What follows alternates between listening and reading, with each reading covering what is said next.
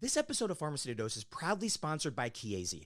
Chiesi is a family-owned, research-focused pharmaceutical company, and as a sustainable company accredited with both a B Corp and benefit corporation status, Chiesi is making global changes that benefit patients, providers, and healthcare organizations with forward-looking and impactful initiatives. Chiesi appreciates the integral role that clinical pharmacists play in patient care and are proud to support this community. To learn more, visit chiesi.pharmacytodose.com.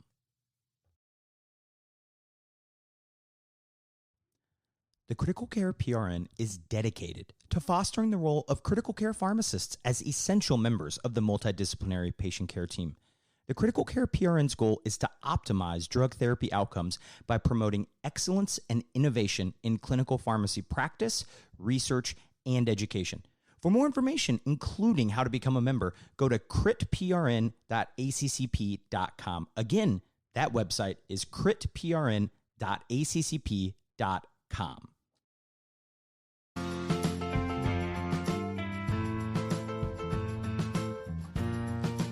Welcome to PharmacyToDose, the Critical Care Podcast, a partner of the ACP Critical Care PRN. And I'm your host, Nick Peters.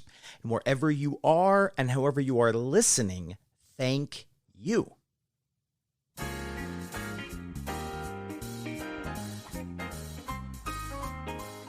Now, this is the August 2023 Literature Review Series featuring two special guests, Katie Rogers from MD Anderson Cancer Center and Eric Johnston from WVU Medicine. Now, the episode leads off with featured articles, a six-pack of studies highlighting some of the best articles from the month of August. Then the discussion shifts to articles focusing on sepsis, infectious diseases, and a potpourri section, followed by the category featuring articles voted on by you, friends of the pod, in the pharmacist featured section, aka the front of the fridge. Why is it called the front of the fridge, you may ask?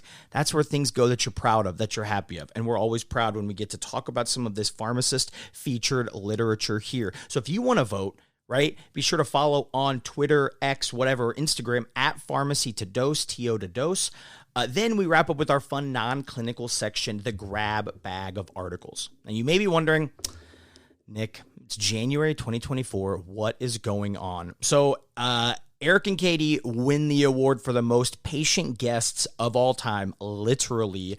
We recorded this episode days before my sister unexpectedly passed in early November, and the podcast was obviously put on hold for a bit. So now that we're back, rapidly catching up on our literature review series. We appreciate everyone's patience. That's what was happening. So you get a couple references of early November, and of course it's late January, early February. So August was just an absolutely awesome month, especially for published literature. So glad we get to highlight these awesome studies. So let's get going. Now, very excited to introduce the two guests for our August literature review series, Katie Rogers and Eric Johnston. Now, Katie is the PGY2 critical care pharmacy resident at MD Anderson Cancer Center in Houston, Texas. She's got a great Twitter handle at CritCareKatie. And then Eric is a PGY2 critical care pharmacy resident at WVU Medicine, J.W. Ruby Memorial Hospital, say that 5 times fast, in Morgantown, West Virginia. You can find him on Twitter at EricJohnston_RX. Katie and Eric, thanks for joining me today. How are you both doing? Thanks for having us, Nick. I'm super excited to be here and can't wait to get started. Doing great. It's a pleasure to be on the podcast. Thank you so much. Yeah, the pleasure's all mine, and we realized pharmacy's a small world, literally real world example. We're recording, we're planning, and I'll release a picture of it, but in like my office, essentially, I have pictures of the Butler Final Four, and there's one of them was in Houston, the other one features West Virginia. So boom, anytime I'm going to bring it, I can bring it back to Butler. That is going to happen. So without further ado, we have an awesome month of articles today to cover. So I feel like we have to get started. And for our kind of featured articles, our 6-pack of studies, I do want to point out throughout the rest of the episode as well, you're going to hear more JACCP articles than normal. And that's because the August issue was a special issue on clinical pharmacy practice in critical care. with guest editors and friends of the pod, Ty Kaiser and Amy Zerba. So just want to be sure to point that out. What a great job those two editors did. And on that note, Eric, let's kick it off with a review article for those who want to live the phrase, if in doubt, tag it out. I mean, that is an excellent phrase there, and also good play on words here with the article title. It's called "The Clot Thickens: How to Use Viscoelastic Testing in Critical Illness." And yes, comes from Journal of American College of Clinical Pharmacy. It's a wonderfully crafted review with the critical care and emergency medicine pharmacist in mind for how literature has been evolving for viscoelastic testing in critical illness. Viscoelastic testing, the umbrella term for thromboelastography or TEG and rotational thromboelastometry or ROTEM, has been around since the late 1940s, but has exploded in popularity over the last couple decades. Reason being is that this test gives us so much more information compared to traditional coagulation assays, and each component is important to describing the life and function of a clot. The test starts with just a line, and that time describes how long it takes to start forming a clot. The graph then starts to diverge and make a wine glass-shaped graph, which represents the efficacy of various aspects of the clotting cascade working together. Next, the maximal width and general maintenance of a nice wide graph represents clot stability and platelet function. Finally, the graph tapers off and shows the degree and rate of fibrinolysis occurring. The authors put together a fantastic table and graphic, Table 1 and Figure 1, respectively, that breaks down all this, including all the fancy terminology, and I will absolutely be printing this off for future reference. This article then goes through applications of viscoelastic testing in trauma, neurocritical care, cardiothoracic surgery, liver disease, and medication-induced coagulopathy. And I want to touch on a few key points from each of these areas. In trauma, we'll start with resuscitation. There's been some data, mostly retrospective at this point, that has accumulated that viscoelastic testing may be able to improve mortality and or blood product consumption. These are super important outcomes, and it will be interesting to see how evidence continues to evolve in this area. The benefit here is that viscoelastic testing is able to provide key information about what defect may be driving a trauma-induced coagulopathy, such as identifying hyperfibrinolysis with an elevated LY30 and thus supporting tranexamic acid use. In neurocritical care, there could be a promising role to inform antithrombotic therapy after intra and extracranial stenting. There's been a couple of retrospective studies that have found that TEG may be able to serve as a surrogate for diminished CYP2C19 activity and inform patients in which ticagrelor may be a suitable alternative to clopidogrel. For cardiothoracic surgery, the evidence here really spans the whole perioperative period. Analogous to resuscitation and trauma, intraoperative use of viscoelastic testing during cardiothoracic surgery may help reduce blood product utilization by targeting specific aspects of coagulopathy. But preoperatively, for our CABG patients, TEG with platelet mapping can be extremely useful for informing the return of platelet function if they are already on a P2Y12 inhibitor. We know that there's conventional hold times like 7 days for prasugrel, 5 for clopidogrel, and 3 days for ticagrelor. But with employing TEG with platelet mapping, the majority of patients can undergo CABG earlier than these typical hold times. And Target CABG is a trial that represents such a strategy and did not reveal significant differences in bleeding outcomes. Next up is liver disease. Liver disease doesn't have any clear-cut rules for viscoelastic testing, but I'm a big fan of TEG and ROTEM in this population due to the traditional tests like INR showing hypocoagulability. However, such patients actually experience a state of hypercoagulability because of reduced anticoagulant activity. There's also issues with platelet function and hyperfibrinolysis that may also be informed in liver failure. A lot to look forward to here as we're still in pursuit of some sort of protocol or algorithm for how to utilize viscoelastic testing in liver disease. Last and certainly but not least is medication-induced coagulopathy, considering we are pharmacists. Here, the article jumps into something that I think we all want to know. How do we use this for DOACs? And unfortunately, the answer isn't totally clear, and different machines produce different results. The bottom line is that the TAG 6S is the most reliable for detecting presence of DOACs. Furthermore, most testing among machines regarding the presence of DOACs has not been done in critically ill adults, so applicability is still evolving here. In conclusion, given the rise to fame of viscoelastic testing, I believe this article is OneDrive, printout, or whatever you prefer to save good stuff worthy, and is a good benchmark for the state of literature surrounding viscoelastic testing in critical care as it pertains to pharmacists. Clearly, some limitations exist for this data, but viscoelastic testing can be a unique tool in our tool belt to help inform decisions that we may not have had great information for previously. And hello to Caitlin Brown, Megan Reck, Brian Gilbert. You know, you love the phrase "take it out." That's Brian, or at least where I got it from. Authors on this review article. I love that you shouted out Table 1 and Figure 1. I mean, Table 1 is begging to be put in a peripheral brain. That's literally looks like its purpose is to get printed at 1/4 its size and popped into one of those carrying around in your pocket. Always a sucker for a good figure. So Eric, you did a good job of highlighting a lot of those patient populations that we either try to use it in or we're looking to use it in. So is your experience, like, are you using it in any of those populations that you kind of highlighted? Yeah, thus far, my rotations have taken me, through the ED with some staffing and been in the surgical ICU and in the MICU.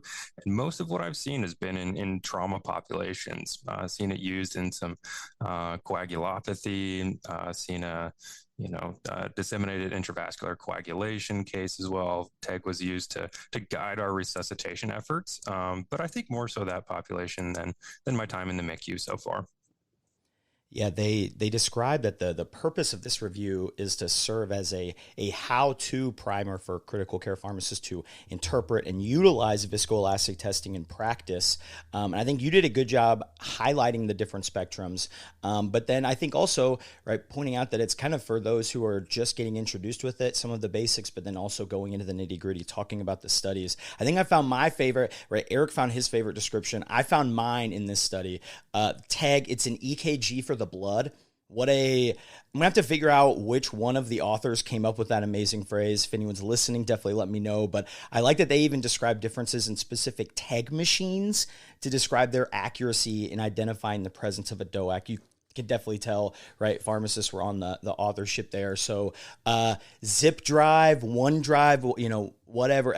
Definitely save worthy, exactly what you'd expect from author group of this magnitude. So let's shift gears here for a second and highlight a new set of consensus recommendations with pharmacists all over the place. So Katie, take it away. Thanks, Nick. So next we'll talk about the special article published in Pharmacotherapy. It's the first international consensus recommendation for the use of prolonged infusion beta-lactam antibiotics, endorsed by some of our favorite groups. So SCCM, IDSA, ACCP, and more, all collaborated with first author Lisa Hong. We all know that beta-lactams are time-dependent antibiotics, and the time the free concentration of the drug remains above the minimum inhibitory concentration, or MIC, during the dosing interval determines their effectiveness. So theoretically, it makes a lot of sense to dose beta-lactams as prolonged infusions to optimize the time above MIC and therefore bactericidal activity. This strategy also avoids high peaks above MIC, which are thought to contribute to adverse reactions. The consensus guidelines describe two infusion strategies: short infusions and prolonged infusions. Short infusions are over 30 to 60 minutes, while prolonged infusions include both extended infusions over 3 to 4 hours and continuous infusions over 24 hours. Interestingly, any infusion strategy which is over 1 hour but less than 3 hours was excluded from these guidelines.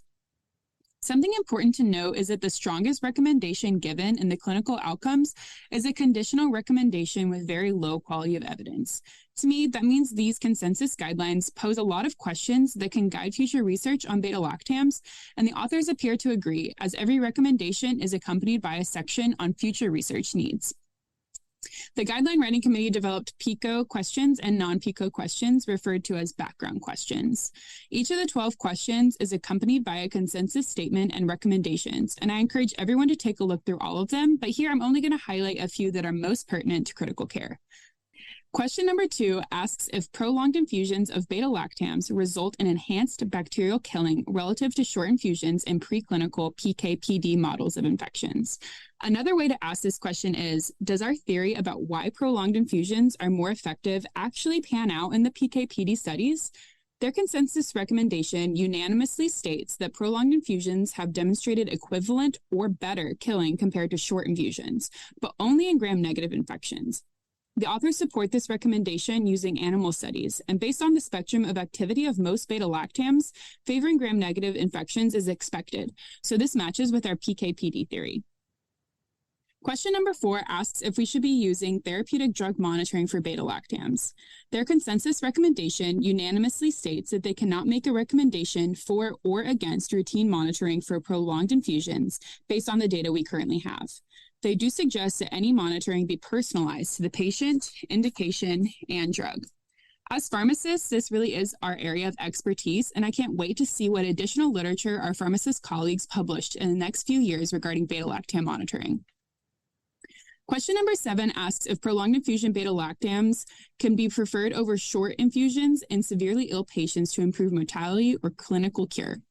Their consensus recommendation unanimously suggests using prolonged infusions over short infusions to reduce mortality and increase clinical cure, particularly in patients with gram-negative infections. They reviewed 20 randomized controlled trials, 13 using continuous infusions, and 7 using prolonged infusions. The meta-analysis showed a numerically lower mortality rate with prolonged infusions compared to short infusions, but there was no statistically significant difference. Major trials reviewed include Bling2, Bliss, and Mercy trials. And if you're looking for a deep dive into that literature, check out the rapid reaction on the Mercy trial from the pod on August 2nd of this year. But the gist is that these trials may not be completely representative of populations that would benefit most from prolonged infusions of beta-lactams, which leaves us with so much opportunity for additional studies to be thoughtfully designed to fill in this gap in literature. Question number 10 asks, should a loading dose be administered over no loading dose when using prolonged infusion beta-lactam antibiotics in adults to improve mortality or clinical cure? In this unanimous consensus statement, the authors split their recommendations into extended infusion or continuous infusion. For extended infusions over 3 to 4 hours, the experts could not recommend for or against a loading dose due to lack of evidence. However, for continuous infusions, they do suggest the use of a loading dose over no loading dose to improve clinical success. In terms of clinical cure, the subgroup analysis found a statistically significant improvement in clinical cure when loading doses were utilized immediately prior to initiation of continuous infusion. In terms of mortality, there was no difference between prolonged and short infusions in the meta-analysis. So the improvement is really in clinical cure, which can still be a meaningful outcome for our patients. Quite a few of the questions posed by the authors do not have enough evidence for the experts to make a decision. So these are identified areas where we need more research so that hopefully the next iteration of these consensus guidelines can address these clinical questions. A few of the remaining questions include if beta-lactams are stable over prolonged infusions, if there's any safety advantage with prolonged infusions, and if prolonged infusions would improve clinical efficacy in patients who are obese. Overall, this consensus provides expert evaluation of the existing literature and points out future areas of research on beta-lactams. Well, first things first, Katie, thanks for the plug on the Mercy trial rapid reaction episode with ID experts extraordinaires, Aaron McCreary and Jason Pogue. But getting to this awesome highlighted article, just huge kudos to the group of pharmacists, right, led by first and senior authors Lisa Hong and Mark Sheets. I mean, Katie, you mentioned it. endorsed by 7 national and international societies, not these random ones, right? But all the big hitters that we know and love. And this is one of those where the supplementary appendix is a treasure trove of references. It looks at beta-lactam administration, effects on outcomes. They also include like their own kind of meta-analyses, diving into specific subgroups. Did you receive a loading dose? Are you sick? Are you not sick? Right? And doing those. So the only other thing I want to highlight, because I thought Katie did a really good job of mentioning this, is that, you know, guidelines and consensus recommendations, they're typically very good at giving you the recommendations or what their thoughts are. But I like that these authors are going to kind of a step further and taking a dive into like the future research needs and all of those question domains, right? Helping guide our researchers into which questions we currently need some help answering. So awesome job here by all involved. Now, from beta-lactam administration to beta-lactam therapeutic drug monitoring, let's shift gears here. And I want to cover the next article in the featured section here that is written by pharmacists from the Mayo Clinic Health System for the Bloom Study Group. And they published a quote-unquote how-to guide for pharmacist-led implementation of beta-lactam TDM in critically ill patients, published in, of course, JACCP. Quick aside, we started off the featured article section with 3 pharmacist-written articles. Well done. What a month. But kind of going back to this one, the authors describe that the manuscript characterizes how they implemented this program, and basically when they encountered problems, what were their problem-solving strategies? I think if you were playing listserv bingo, there would be, I don't want to reinvent the wheel. It would be probably the middle space, my guess. So that's what this article is helping you try to do, right? Not reinvent the wheel. So figure 1 is beautiful in it. It breaks down the whole process visually. But I want to point out in that figure the timeline. And the timeline was July 2021 when it started. And then there's even a note before it that they did like 5 things before it even started. And then it goes through December 2022. Right. So this is like essentially 18 months of planning and implementation, education, and those kinds of things. So it takes time, and the key is preparation and education. So I think this is an article we will all be referencing as beta-lactam TDM becomes more common. But what stands out to me, 3 things. You need the support of your organization. If you want to do this big project and your health system or hospital is not okay with it, it's going to be challenging. You're going to hit roadblocks. Multidisciplinary involvement is key, right? One of the highlights from this article is they point out how much you need to collaborate with the lab. And I feel like you might forget that, right? That like, that's pretty big component of how are we going to get this monitoring done? You can't work in silos. Everyone has to kind of come together. So what a great article helping others in the profession, creating a roadmap, kind of helping them learn from challenges they encountered. So really cool there. So let's shift gears here for a second. Eric, talk to us about a secondary analysis featuring our 2 favorite thrombolytics. Thanks, Nick. This article is titled Safety and Efficacy of Tenecteplase Compared with Alteplase in Patients with LVO, Large Vessel Occlusion, Stroke. This was published in Journal American Medical Association, Neurology.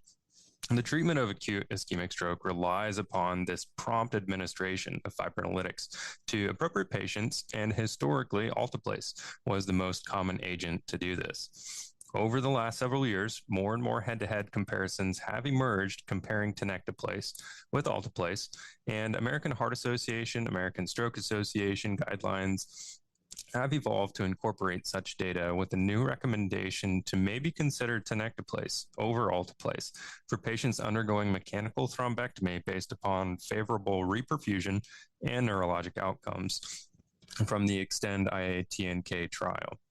This outcome of improved reperfusion has been a key component of discussions about the merits of tenecteplase.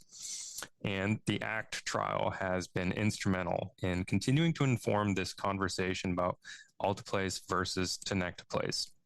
The ACT trial is close to home. It comes from Canada and randomized patients who were presenting within 4.5 hours symptom onset to alteplase 0.9 mg per kg, max 90 milligram, or tenecteplase 0.25 mg per kg, max 25 milligrams for treatment of acute ischemic stroke.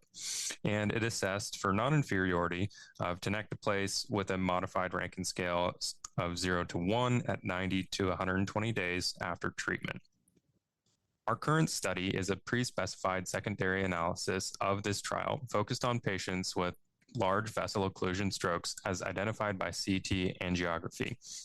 This being strokes affecting the internal carotid artery, M1 and proximal to dominant M2 segment of the MCA, and basilar artery. Modified Rankin scale was the primary outcome of this study, just like the ACT trial, but details regarding reperfusion, according to expanded thrombolysis and cerebral infarction, or TICI, and recanalization were also examined. Patients were enrolled between December 2019 and January 2022 from the 1,577 patients in the ACT trial. There were 520 that were included in this subgroup and secondary analysis. There were no statistically significant differences between the baseline characteristics of the two treatment arms, and the baseline median NIHSS score was 17. In respect to modified Rankin scale of 0 to 1, there was no statistically significant difference between the groups. This was achieved in 32.7% of patients in the tenecteplase cohort and 29.6% in the alteplase cohort. Figure 1 shows the distribution of the modified Rankin scale scores, and the adjusted ordinal analysis did not demonstrate any statistically significant difference. Drilling down into the details, Table 2 contains the procedural outcomes for the 408 patients that underwent endovascular therapy. Overall, again here, no statistically significant differences are seen, and the number of patients who had recanalization by the time angiography was complete was 17.5% in tenecteplase cohort versus 14.6% in the alteplase cohort. Finally is safety. This is very important since the more severe the stroke, the risk of symptomatic ICH increases. In the tenecteplase cohort, this occurred in 6.1% and in 4.3% of alteplase patients, and there was no statistically significant difference. General bleeding events were similar as well between the two cohorts. In conclusion, this ACT trial secondary analysis showed similar outcomes between tenecteplase and alteplase for large vessel occlusion ischemic stroke.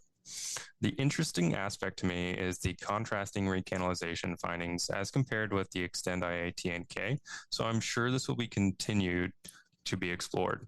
This is a great secondary analysis directed at a question on a lot of our minds, and would be curious to hear thoughts on if others are surprised or not by these results.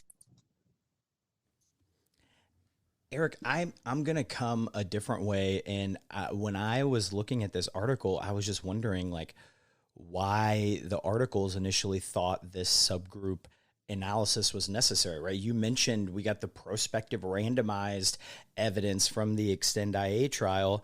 If you're curious as well, essentially the authors acknowledge those positive findings for TNK in that study, but they reference a French research study, almost like a research letter, showing that in a drip and ship scenario, meaning you start the thrombolytic and ship them to a comprehensive stroke center where, if you have an LVO for thrombectomy, in those patients, alteplase worked better. So not 100% sure how that letter justified this sub-study, but now we know, question answered, and my thoughts are unchanged regarding the use of TNK in patients with LVO. I like it. We're Team TNK here. So Eric, always love when you highlight a study that helps on one of the teams I'm on. Not on many, but Team TNK is definitely one of them. Now, as we shift to our next study, admittedly, when cancer is involved, I feel like I'm looking up quite a lot of information, but anthracycline-induced cardiac dysfunction is one of maybe 5 side effects that I'll definitely remember. So, Katie, talk to us about a study researching an intervention trying to prevent this terrible long-term risk of treatment in these patients. Yeah, thanks, Nick. This is the Stop CA or Stop Cancer trial published in JAMA researching atorvastatin for anthracycline-associated cardiac dysfunction. Anthracyclines include doxorubicin, daunorubicin, idarubicin, and epirubicin, and are used in a lot of different cancers for either high-dose treatment like lymphomas or low-dose adjunct therapy like in breast cancer. Anthracyclines are associated with left ventricular systolic dysfunction due to myocyte damage and replacement by fibrous tissue, leading to heart failure. A heart failure diagnosis may lead to the cessation of the anthracycline, which may drop the patient to a less effective treatment plan for their cancer. The incidence of heart failure increases based on the cumulative dose of anthracycline given. Atorvastatin is thought to decrease oxidative damage, leading to reduced cardiac cell death and therefore preserved cardiac function. Retrospective trials have suggested that atorvastatin may preserve cardiac function and reduce anthracycline-associated heart failure. The PREVENT trial, published in 2022, looked at 40 milligrams of atorvastatin versus placebo for 24 months to prevent cardiotoxicity from anthracyclines, primarily in women with breast cancer receiving the lower doses of anthracyclines, and found no difference in change of LVEF. But this study, published by Nealon and colleagues from Mass General, is a North American double-blind, multi-center randomized controlled trial comparing the efficacy of atorvastatin versus placebo for anthracycline-associated cardiac dysfunction. It included adult patients with lymphoma who are scheduled to receive anthracycline-based chemotherapy. These patients are normally getting high-dose anthracyclines for treatment. Patients who are already taking a statin, indicated for a statin, or intolerant to statins were excluded. They also excluded patients who couldn't receive the cardiac MRI. Patients were randomized 1-to-1 to receive atorvastatin 40 milligrams or placebo daily, starting prior to anthracycline infusion and continued for 12 months. Outcomes include proportion of patients with an absolute decline in LVEF of greater than or equal to 10% from prior to chemotherapy to a final value of less than 55% over 12 months. And this is basically the diagnosis of anthracycline-associated LV dysfunction. And this was diagnosed via cardiac MRI. Of the 300 patients enrolled from January 2017 to September 2021, there were 150 patients in each arm. For the baseline characteristics, about 70% of patients had B-cell lymphoma and 25% had Hodgkin's lymphoma. And most of the patients were fully active with an ECOG score of 0, and the median anthracycline dose was 300 milligrams per meter squared.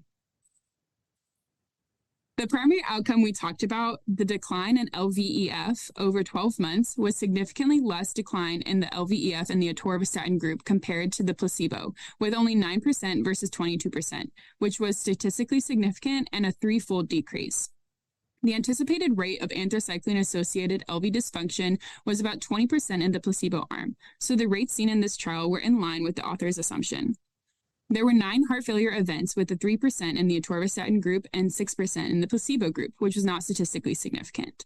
The trial had a robust subgroup analysis breaking down the data by sex, age older or younger than the median of 52, anthracycline dose less than or greater than 250 milligrams per meter squared, and BMI less than or greater than 30, as well as Hodgkin's versus non-Hodgkin's lymphoma. 2 groups had a statistically significant absolute difference in LVEF, women and high anthracycline dose of greater than 250 milligrams per meter squared. As far as safety goes, the rate of reported muscle pain was similar at 16% in the atorvastatin group versus 19% in the placebo group, and there was no difference in AST/ALT elevations, CK elevations, or rates of AKI. The bottom line is that atorvastatin is a well-known, relatively safe medication that could potentially have cardioprotective effects in some subgroups of patients. One limitation is that they only use one dose in duration, atorvastatin 40 milligrams for 12 months, so it isn't known if there would be more benefit at a higher dose or a longer treatment course, but this trial definitely gives some great data to be built upon in the future. Ultimately, if a patient has an indication for a statin, I'll let them know that their adherence to their statin could possibly help their heart while on an anthracycline. And I would consider adding a statin in patients who are receiving high dose, which would be greater than 250 milligrams per meter squared anthracycline, and in our patients who are women. The drawbacks of adding atorvastatin are increased pill burden and an increased risk of drug-drug interactions. However, anthracycline-associated cardiotoxicity does lead to heart failure with reduced ejection fraction, and then the patient would have a significant increase in their pill burden for GDMT. So, Katie, we talked before recording. You mentioned you're in the MICU now. Have you seen an uptick in use of this since this study got published? How has that reacted in a center that obviously has a higher percentage of this patient population? Yeah, definitely after reading this study, I talked to my colleagues that work in lymphoma, and they haven't necessarily seen an increase in use of statins for patients receiving anthracyclines, but patients who are indicated for a statin definitely receive one.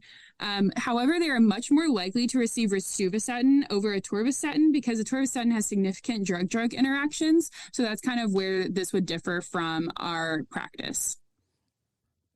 Love that. Fun facts galore. Another fun fact, the atorvastatin used in this study was in a capsule and not a tablet, which I didn't even know was a thing. Obviously, they made it so it was easier to blind, but very cool. Yeah, what an awesome highlight, Katie, because the authors note that mortality has been improving among cancer patients, but this anthracycline-induced heart failure contributes to that long-term morbidity and probably ultimately mortality in some of these patients. So some really important findings here.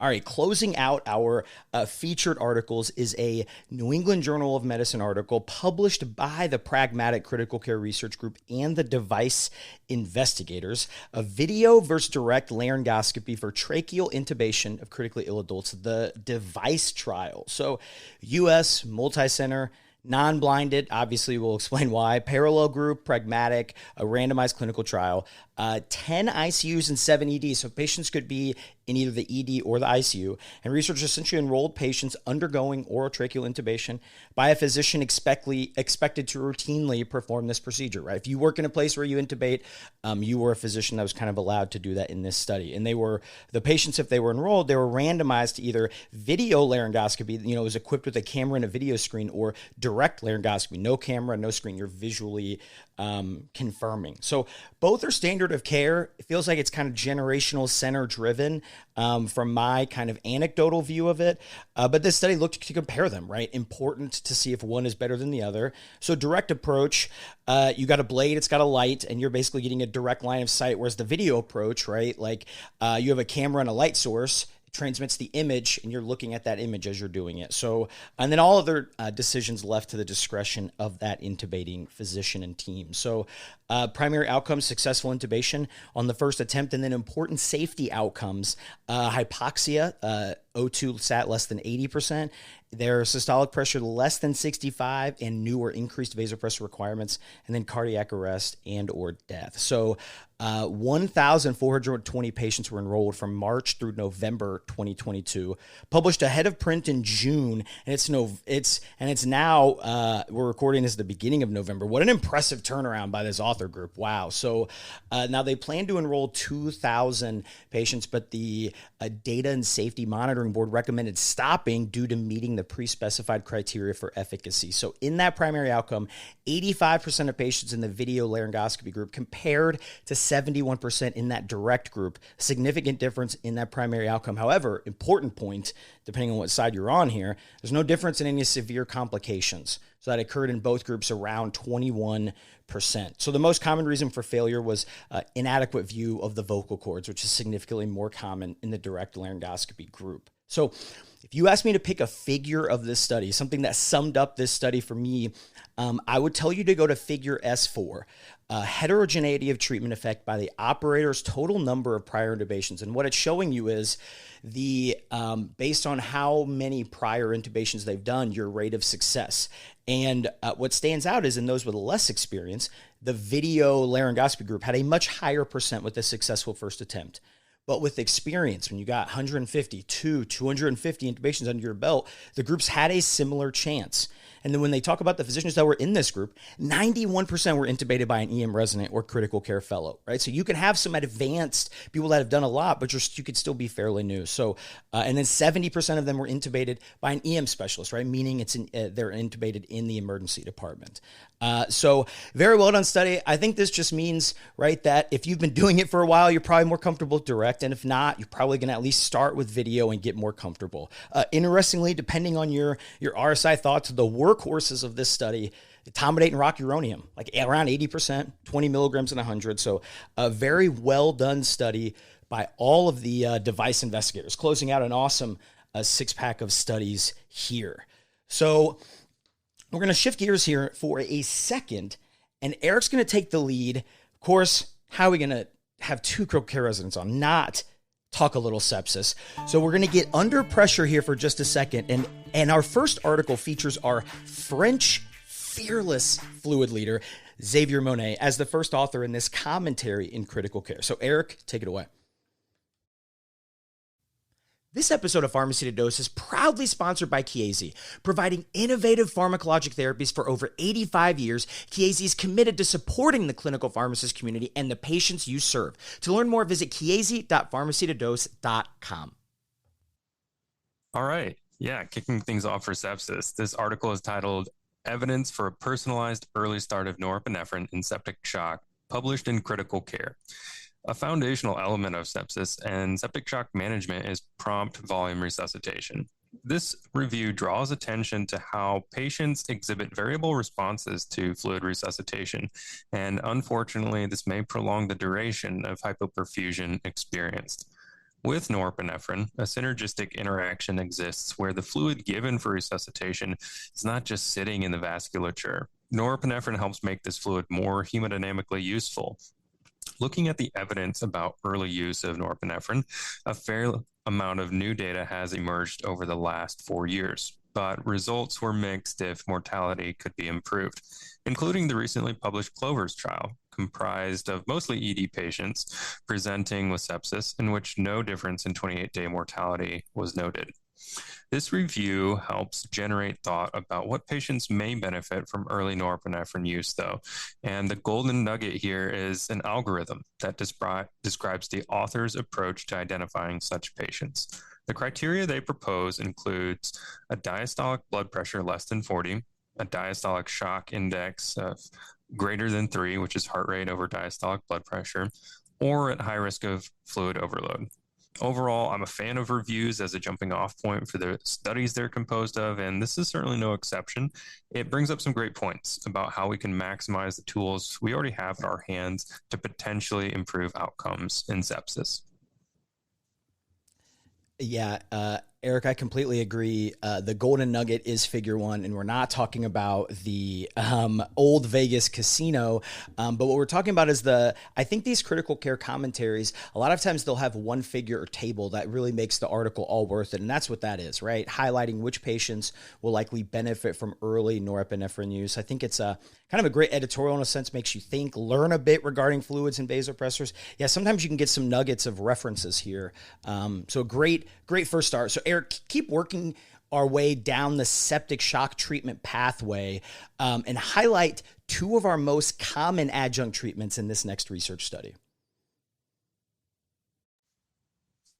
All right, this one's pretty exciting to me. It is titled Hydrocortisone versus Vasopressin for the Management of Adult Patients with Septic Shock Refractory to Norepinephrine, a multicenter retrospective study. And this was published in Pharmacotherapy.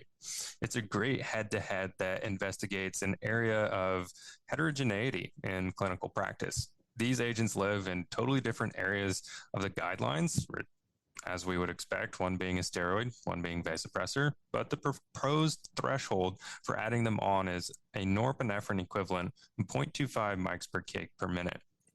In septic shock, both of these agents work to augment hormonal systems which have been stressed or overwhelmed in the setting of a dysregulated host response to infection, aside from traditional catecholamine hemodynamic support. The present trial was a retrospective cohort study from December 2015 through August 2021 that captured data from 10 different hospitals for patients with an ICD-10 diagnosis of septic shock who received norepinephrine plus hydrocortisone, vasopressin, or both. Patients in the vasopressin cohort were likely sicker according to their baseline characteristics, but a propensity score matched cohort was created that included 580 total patients to smooth out these differences. The primary outcome, 28-day mortality, was significantly lower in the hydrocortisone cohort for both unmatched and matched analyses. In the matched analysis, hydrocortisone mortality was 46.9% and vasopressin was 66.9%. So a pretty high mortality overall. A couple of intriguing secondary outcomes. Hydrocortisone was associated with greater likelihood of hemodynamic response and resolution of shock, plus associated with shorter ICU length of stay and more days free of mechanical ventilation in 28 days. So that is hydrocortisone versus vasopressin in septic shock, and is a high-value piece of literature to hopefully drive further investigation into exactly when to implement each of these respective therapies. Yeah, despite this being retrospective, I thought the authors did a great job putting a lot of thought into how they created their sample size and trying to make it the best retrospective they could. Despite my hesitation on thinking that a retrospective study, right, will truly show real large differences in mortality, I think it's a great design by these authors, interesting and hypothesis generating. I've always asked this question, maybe versus episode comparing these two things in the future, but a great job from this group of pharmacists. So let's close out our sepsis section. And Eric, keep bringing our pressure up with a cross-sectional study from pharmacist friends looking at echocardiogram findings and subsequent vasopressor use in septic shock. Yeah, this last one is titled Echocardiographic Profiles in Hemodynamic Response After Vasopressin Initiation in Septic Shock, a cross-sectional study. And this was published in Journal of Critical Care. Comes from a multidisciplinary group at the Cleveland Clinic. This trial investigates why some patients respond better than others to vasopressin. The hemodynamic concept here is that vasopressin does not provide any beta agonism, unlike norepinephrine or epinephrine, and in the setting of reduced left ventricular function, this may be counterproductive if a patient with poor cardiac function cannot handle the preload and afterload increases from vasopressin. This study was a single-center, retrospective, cross-sectional study of patients with septic shock based on sepsis 3 criteria who had an echo performed within 72 hours before vasopressin was initiated. 129 patients were included, and among patients who had a hemodynamic response to vasopressin, defined as a reduction in norepinephrine equivalents plus a MAP over 65, these patients had a markedly higher left ventricular ejection fraction that was statistically significant, and even in an independent predictor of hemodynamic response in a multivariate regression. Left ventricular ejection fraction, I think, is straightforward to operationalize, but they also noted a few other parameters suggestive of better RV function also had a better response. In conclusion, echocardiography before vasopressin and septic shock may have some utility in predicting response to vasopressin by evaluating left ventricular ejection fraction.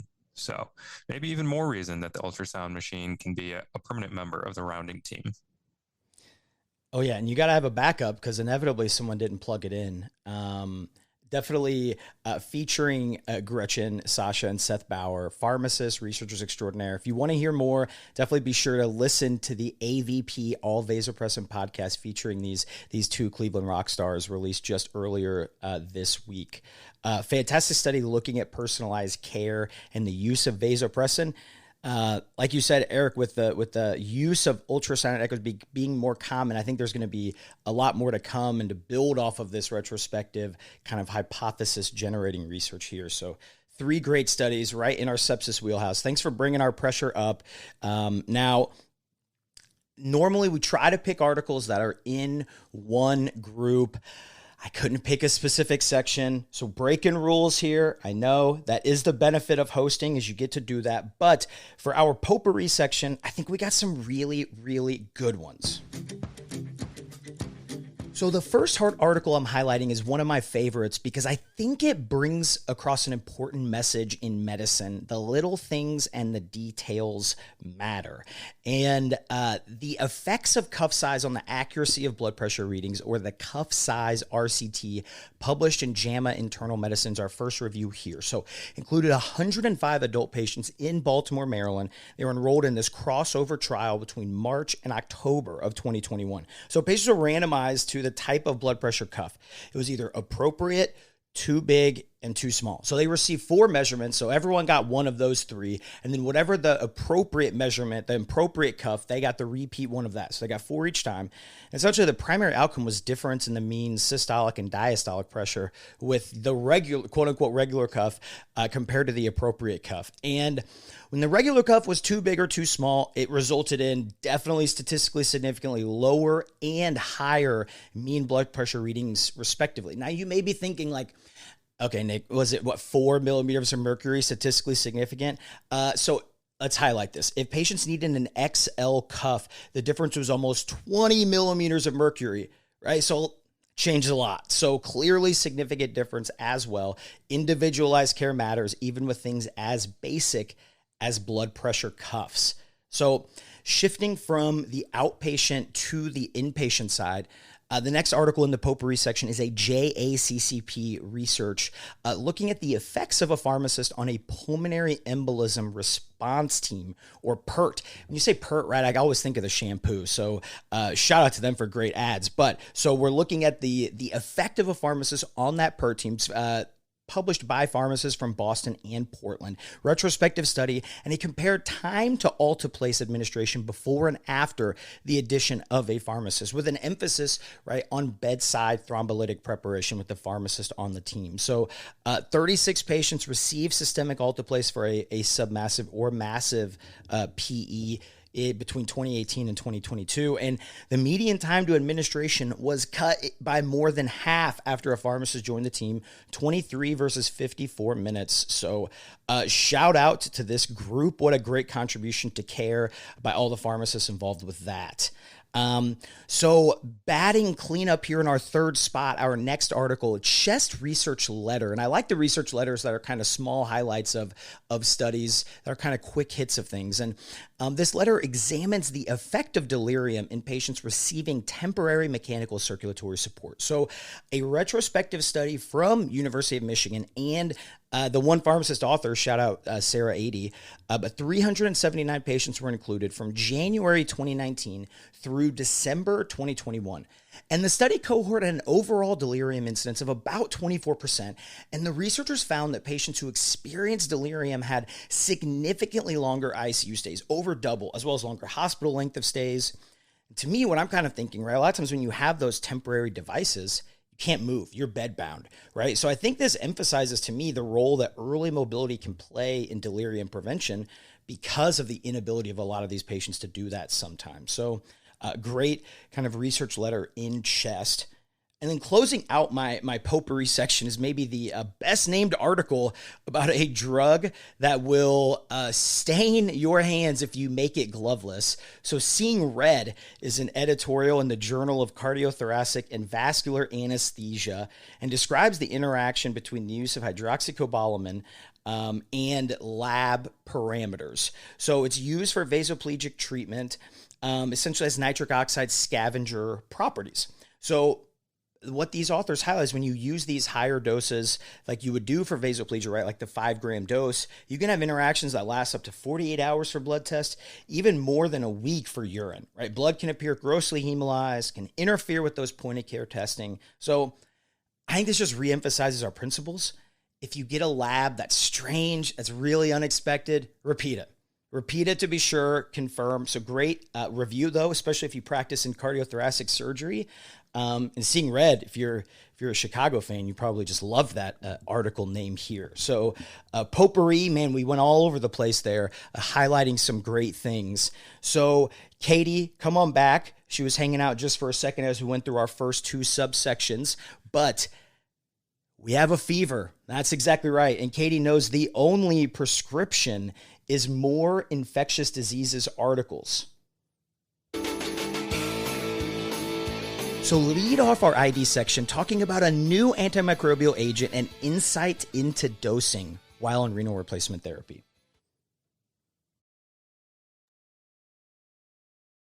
Thanks, Nick. So this study was published by our colleagues in Italy in the Journal of Critical Care, and it's a descriptive PK/PD study of continuous infusion ceftazidime avibactam, brand name Avicaz, in patients receiving CVV HDF. or continuous veno-venous hemodiafiltration, one of our common continuous renal replacement methods, which removes both fluids and solutes. This is a retrospective study treating difficult-to-treat gram-negative organisms from July 2022 through January 2023.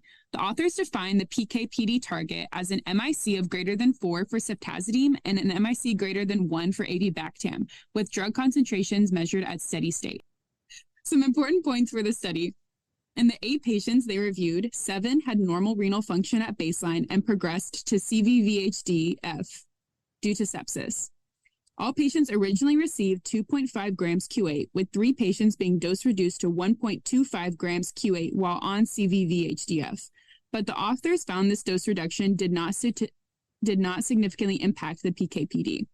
Table 1 is a very nice chart on the infections, bugs, doses, and levels for each patient. This study concludes that a total of 1.25 to 2.5 grams Q8 of ceftazidime avibactam would allow for prompt attainment and maintenance of optimal PK/PD targets during high-intensity CVVHD-F. And it also suggests that dose-reducing intermittent ceftazidime avibactam for patients with CRRT may lead to suboptimal PK/PD. This study adds valuable evidence to continuous infusion dosing for patients on CVVHD-F. One question I don't have answered yet is, why were patients receiving this continuous infusion in the first place? I think that they were dosed based on the PK/PD knowledge in these critically ill patients with serious infections. So we don't always know that we are achieving our PK/PD targets, especially with beta-lactams, but sometimes continuous infusions can feel better for achieving those targets.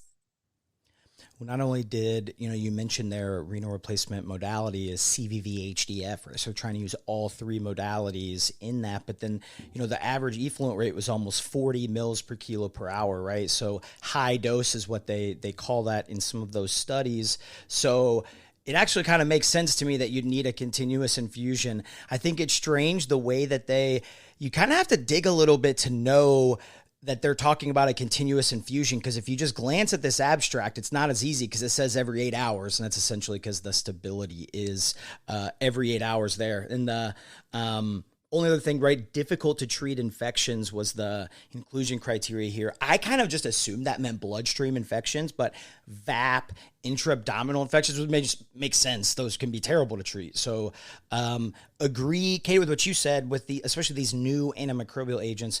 Appreciate having at least some published evidence to guide us, right? As long as you have one, you have a starting place. So let's stay in our resistant gram-negative infection portfolio here. And Katie, let's compare 2 more of our newer agents in a Saudi Arabian population. Yeah, next is ceftolozane tazobactam versus ceftazidime avibactam for the treatment of infections caused by multi-drug resistant or MDR Pseudomonas aeruginosa, a multi-center cohort study out of Saudi Arabia and published in the American Society for Microbiology. This study was completed before the IDSA redefined MDR Pseudomonas as difficult to treat or DTR Pseudomonas, so take that into account when reading this article. But the authors here define MDR Pseudomonas as the presence of MDR isolates, which they state can be considered as DTR Pseudomonas. There are a few mechanisms that cause Pseudomonas to be MDR, including penicillin-derived cephalosporinases and porins. Ceftolozane tazobactam is not hydrolyzed by those penicillin-derived cephalosporinases and is affected less by porins than ceftazidime avibactam, so it should theoretically work better against MDR Pseudomonas. In this retrospective study, 200 patients were evenly split between the ceftolozane tazobactam and ceftazidime avibactam arms.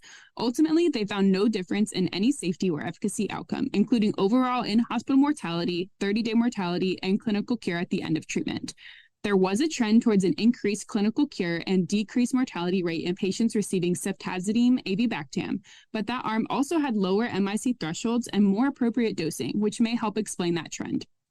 About 20% of patients in the ceftolozane tazobactam group were dosed inappropriately, and a separate analysis emphasizes using the 3-gram dose for pneumonia for a much better PK/PD optimization, leading to numerically lower rates of mortality and higher rates of clinical cure compared to the 1.5-gram dose.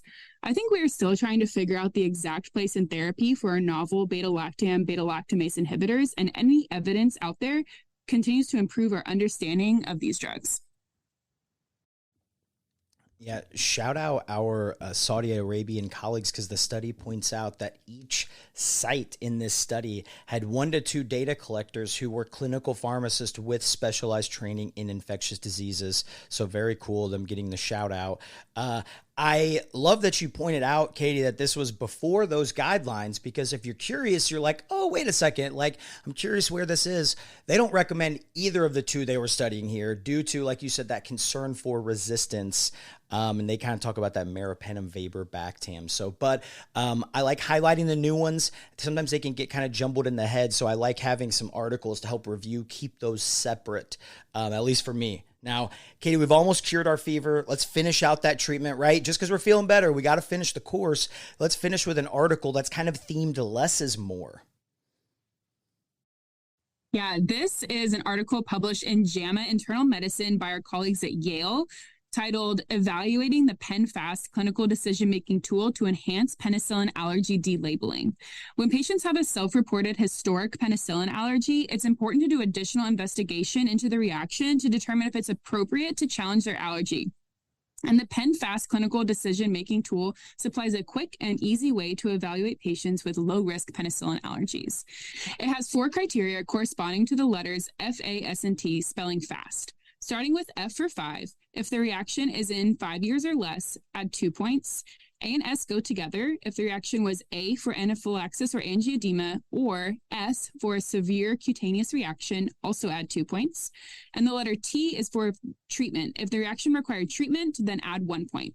Scores of 2 or less are thought to be low risk, while scores of 2 or higher are thought to be higher risk and may need a skin test prior to oral challenge. This retrospective chart review study looked to validate the PenFast algorithm outside the country where it was developed. From October 2020 to July 2022, the authors identified 120 outpatients with reported penicillin allergies who underwent penicillin allergy testing. The authors found that PenFast had a negative predictive value of 100%, meaning that in patients with PenFast score of 2 or less, a direct oral challenge is safe and ultimately leads to penicillin allergy delabeling. This is a really easy tool to use in order to stratify patients based on risk to start delabeling penicillin allergies and hopefully broadening the available antibiotics for patients. Beta-lactams are the first line for many infections, and with the creation of the more novel beta-lactam, beta-lactamase inhibitors, they may also be one of our last lines of defense in some seriously resistant infections. Our patients have the best chance at clinical cure when we can put them on the best antibiotic for their infection, and the PenFast tool is a great way to challenge low-risk penicillin allergies and open up patients' antibiotic options. Yeah, Katie, I love this. It's a great, nice, easy scale to help identify the severity of reactions. I think it gives us a little more comfort in delabeling those allergies. I think sometimes there can be some anxiety with messing with that. Oh my gosh, what if this patient is the 0.001% and my name's on it? So we have a scale. Pull that supplementary appendix to see it visually, but very cool. What awesome kind of ID studies there, Katie. That's right, y'all. We made it. It's time to discuss the articles voted on by you, the listeners, our pharmacist featured articles at the front of the fridge.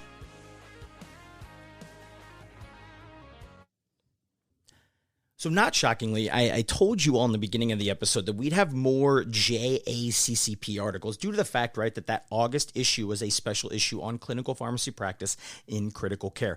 And our pharmacy colleagues at the University of Cincinnati, huge shout out to Molly and Chris Drogi, they published a project in JACCP detailing their critical care medication use optimization through a pharmacy morbidity, mortality, and improvement program. So what a cool concept. I think traditionally known as M&Ms, now you might hear them referred to as MMI programs. A lot of times you see those done with physicians or even multidisciplinary like critical care teams. But these authors describe a process where residents and preceptors select a medication incidence. They do a root cause analysis from a medication safety perspective and talk about it with this group. They point out there's another publication going in depth into this whole process itself. So if this is interesting, definitely look at that. But the study's objective was to describe interventions made to the critical care medication use process through this MMI program. And the program reviewed 54 cases. The majority of errors were actually serious with a high potential for harm. And from those 54 cases, 88 intervention opportunities were identified. And what was really interesting to me is that in each event, on average, there was more than one area where you could intervene, right? If you're thinking of the Swiss cheese model of how an error happens, there are multiple processes there. So I encourage everyone to actually read that JACCP article as well, because they give some amazing examples of cases, things that we've seen, whether it's from hypertonic saline, IV tacrolimus, awesome, really cool things. So great stuff from our Cincinnati colleagues over there in the Natty. Now, the winner of the second article vote shifts our focus into cardiac arrest resuscitation. And this CHEST meta-analysis dives into the comparative efficacy and safety of different epinephrine dosing and treatment regimens in out-of-hospital cardiac arrest. So they included 18 RCTs. They had an initial 13,884 citations. Shout out to the librarian on that team. Wow. So from those 18 studies included 21,594 patients, and they had 3 treatment arms, with the fourth being placebo or no treatment. Standard dose ACLS epinephrine, high dose epinephrine, or epinephrine and vasopressin, right? So standard dose, 1 milligram every 3 to 5 minutes.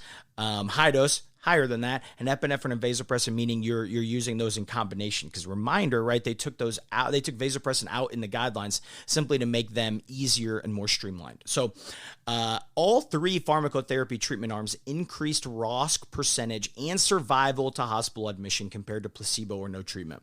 However, none of these increased survival to discharge or survival with a good functional outcome. So they do note one subgroup, non-shockable rhythm, standard dose epi help improve survival to hospital discharge. But on the whole, I think we know that. I think we kind of know this and remember this, but it's always good to remind ourselves that it truly is, high quality CPR, shocking in a shockable rhythm, those types of things that really make some of the best difference for survival to discharge, good functional outcomes.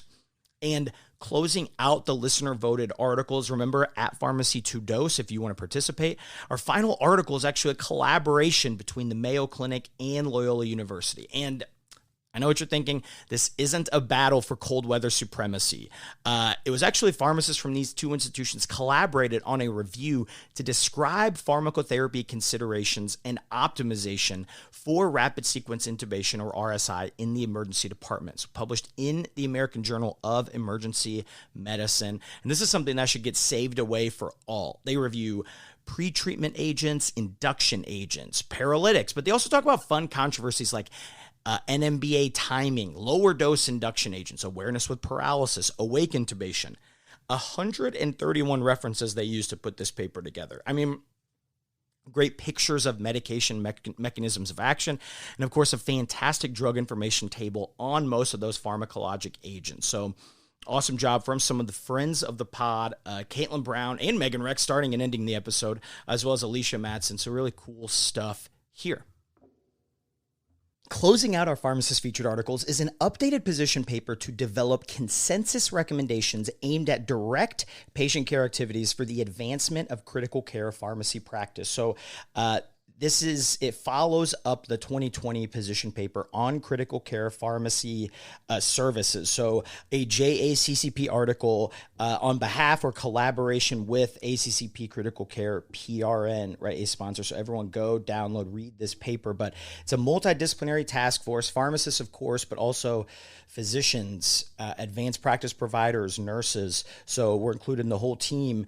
And essentially what happened is we created 61 critical care pharmacist clinical activity statements, right? What are things that we need to do clinically, or things that we, can do to help advance? And ultimately, the task force voted and they reached consensus on 93% of those. So 57 out of the 61%, at least 70% of the task members agreed or strongly agreed that those kind of fall under the scope of critical care pharmacists. So despite barriers to implementation in these things that the paper highlights, it provides the framework for promoting novel critical care pharmacist prescriptive authority over specific aspects of direct patient care. So a really cool article, awesome JACCP paper in collaboration with the PRN. So I love that, doing things that we can to help advance the profession of pharmacy, and specifically critical care pharmacy.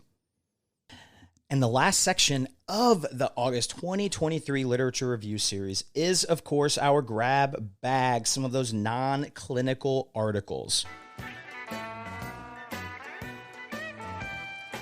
I'm not going to lie to y'all, some of these, I wouldn't necessarily say they're positive, optimistic, they're perspectives. So sometimes we get really upbeat, awesome ones, but these are really two important ones that I want to highlight. So the first letter, it's published in JAMA Neurology. It tugs at the heartstrings, written by Dr. Salwi, who's a pediatric neurosurgeon.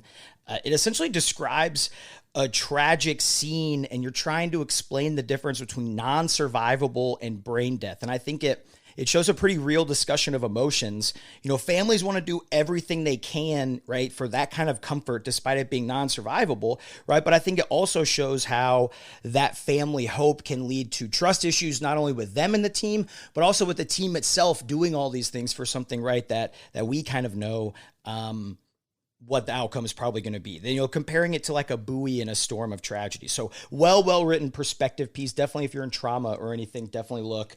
And the next article, why it stood out to me initially is it's a graphic story. So it's 3 pages, very few words, but pictures. And through a few words and multiple pictures, it describes lays out in a pretty real way the failures of the U.S. hospitals and insurances. So essentially, they're introducing a patient. This patient was suspected to have ALS, and then the course is complicated by all the things. So I'm going to go through some of these things they highlight. Every one of these things are things you've heard of. They needed 3 MRIs because they couldn't lay still for one, right? And that took a week. They couldn't repeat that EMG at the same hospital because they needed to go somewhere else, right? They could only do one there. The insurance wouldn't pay for rehab because they didn't have an official diagnosis. They couldn't do the repeat EMG, right? So ultimately, this patient still in pain and things, laid in the hospital bed for days and days and days, not getting the care he needed. So plug just to say that insurance sucks from this, but that's the graphic story highlight. I think it's really cool when we're getting things that aren't necessarily word published. We're getting those kind of different content like stories and things. So don't let the ending bring down the whole episode mood, because August 2023, it was a great month for articles. So I want to give another huge thank you to our special guests, Eric Johnston and Katie Rogers. So reminder, right? Reach out to them, let them know what a awesome job that they did. Katie at CritCareKatie, and Eric is at Eric Johnston _RX. So Eric, Katie, I appreciate you both coming on, sharing some of your expertise and highlighting some of these awesome studies for myself and the listeners. So I appreciate you both. Thanks so much for having us, Nick. It was a wonderful experience. I learned a lot, and always a friend of the pod. I love staying up to date, whether it's new literature in series like this or old stuff on the daily trial of the day. Seeing that on Twitter is a favorite of mine. Yeah, I echo that. I was super excited to be on the pod. I definitely love it. I'm always listening to one of the episodes like before a topic discussion for a little refresher, learning some new stuff, some literature. So I really appreciate all of your hard work on the pod. Oh, wow. Kind words, bringing the mood way up. I like it. You all are taking the slack from me and doing that. So I appreciate you both. Thanks again. And thanks again to Eric and Katie, not only for all they did for this episode, but their patience as it got released. Two of the best. Reference list with all these articles we talked about and more is featured in the podcast episode description, as well as the awesome website, PharmacyToDose.com. But until next time, I'm Nick Peters, and this is Pharmacy to Dose, the Critical Care Podcast. The Critical Care PRN optimizes drug therapy outcomes by promoting excellence and innovation in clinical pharmacy practice, research, and education. For more information, go to critprn.accp.com. Again, that is critprn.accp.com. The podcast provides general information only, does not offer individualized medical or professional healthcare services, including pharmaceutical advice. The contents and materials in the podcast are not intended to be a substitute for inpatient pharmaceutical advice, diagnosis, or treatment. Use of the contents and materials on the podcast does not constitute a pharmacist-patient relationship. As a result, the information in and materials linked to this podcast are applied at the user or patient's own risk. Users and patients should consult their physician or personal healthcare professional. The user or patient should not ignore or delay seeking care because of something they heard on this podcast. In case of an emergency, the user or patient should contact their physician, call 911, or go to the nearest medical emergency facility. The views and statements expressed on this podcast are those of the host and guests and should not be interpreted to reflect the official position or policy of ACCP or the Critical Care PRN. ACCP and the Critical Care PRN disclaim any and all liability or responsibility for any direct, indirect, incidental, special, consequential, or any other damages, including without limitation, loss of profits arising out of any use of, reference to, reliance on, or inability to use the podcast, its contents, and materials.